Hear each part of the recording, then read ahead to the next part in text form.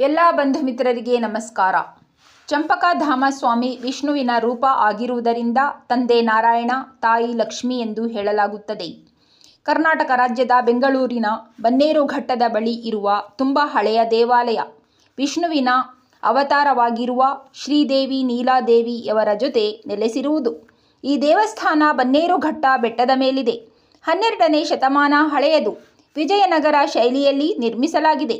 ಚಂಪಕ ಎಂದು ಹೆಸರು ಬರಲು ಸಂಪಿಗೆ ಹೂಗಳಿಂದ ಪ್ರತಿದಿನ ಪೂಜೆ ಮಾಡುತ್ತಿದ್ದರು. ಅದರಿಂದ ಚಂಪಕಧಾಮಸ್ವಾಮಿ ಎಂದಾಯಿತು. ಬನ ಎಂದರೆ ಕಾಡು, ಘಟ್ಟ ಎಂದರೆ ಬೆಟ್ಟ. ಇದು ನಂತರ ಬನ್ನೇರುಘಟ್ಟ ಎಂದಾಯಿತು. ಬೆಂಗಳೂರಿನ ದಕ್ಷಿಣಕ್ಕೆ 22 ಕಿಲೋಮೀಟರ್ ದೂರದಲ್ಲಿದೆ.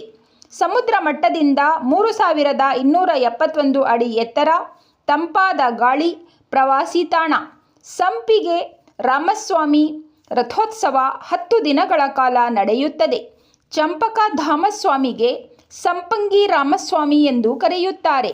ದೇವಸ್ಥಾನ ಪ್ರವೇಶಿಸುವಾಗ ಭವ್ಯವಾದ ಮಂಟಪವಿದೆ. ಚಂಪಕಧಾಮಸ್ವಾಮಿ ಮೂರ್ತಿ 1 ಅಡಿ ಪೀಠದ ಮೇಲೆ 3.5 ಅಡಿ ಎತ್ತರ.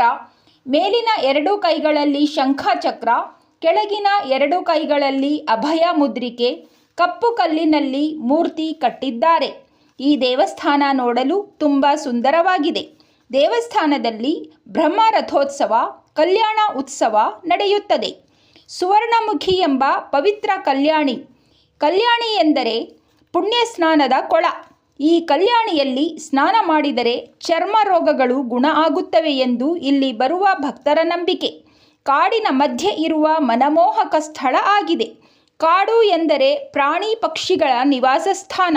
ಭಕ್ತರು ತಾವು ತೆಗೆದುಕೊಂಡು ಹೋಗುವ ಆಹಾರ, ನೀರಿನ ಬಾಟಲಿ ತಾವುಗಳು ಸೇವಿಸಿದ ನಂತರ ತಮ್ಮ ಪುಟ್ಟಿಯಲ್ಲಿ ಇಟ್ಟುಕೊಂಡು ಬರಬೇಕು. ಪ್ರಾಣಿ ಪಕ್ಷಿಗಳಿಗೆ ಹಿಂಸೆ ಆಗುವ ಹಾಗೆ ಗಾಳಿಯಲ್ಲಿ ಬಿಟ್ಟು ಬರಬಾರದು. ಭಕ್ತರು ಇದರ ಬಗ್ಗೆ ಅರಿವು ಮಾಡಿಕೊಳ್ಳಬೇಕು.